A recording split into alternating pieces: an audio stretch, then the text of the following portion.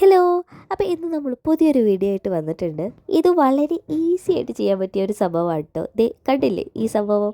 ഇങ്ങനെയുണ്ട്, അടിപൊളിയല്ലേ? നമ്മൾ ഉപയോഗിക്കാതെ വെച്ചിരിക്കുന്ന 2 ഹെയർ ബണ്ടും ഒരു സാറ്റിൻ്റെ റിബണും ഉണ്ടെങ്കിൽ നമുക്കിത് ഉണ്ടാക്കി നോക്കാം. അപ്പോൾ ഇതുപോലെ ഒരു കാർഡ്ബോർഡ് പീസും ഇതുപോലെ നമ്മൾ യൂസ് ചെയ്യാത്ത 2 ഹെയർ ബണ്ടും ഒരു സാറ്റിൻ്റെ റിബണും ഉണ്ടോ. ഹെയർ ബണ്ട് നമ്മൾ കാർഡ്ബോർഡ് മതി ഇതുപോലെ ഒന്ന് സെറ്റ് ചെയ്യണം. അപ്പോൾ നമ്മുടെ സാറ്റിൻ റിബൺ ഈ വീഡിയോയിൽ കാണിക്കുന്ന പോലെ ഒന്ന് ചെയ്ത് കൊടുത്താൽ മതി.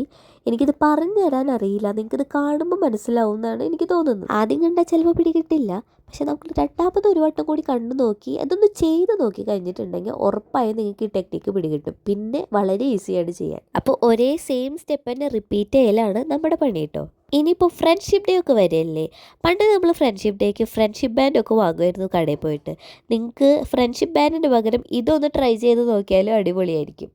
അപ്പം ഞാൻ പറഞ്ഞ പോലെ ഇത് മുഴുവൻ ചെയ്ത് കഴിഞ്ഞിട്ടുണ്ടെങ്കിൽ ഇത് ഏകദേശം ഇതുപോലെ കിട്ടും കേട്ടോ നമുക്ക്. ഇതിൻ്റെ ഭംഗി ഒന്നുകൂടി കൂട്ടാൻ വേണ്ടിയിട്ട് അവസാനം വരുന്ന റിബൺ നമുക്ക് ഇതേപോലെ ബോ ആയിട്ട് കെട്ടിക്കൊടുക്കാം.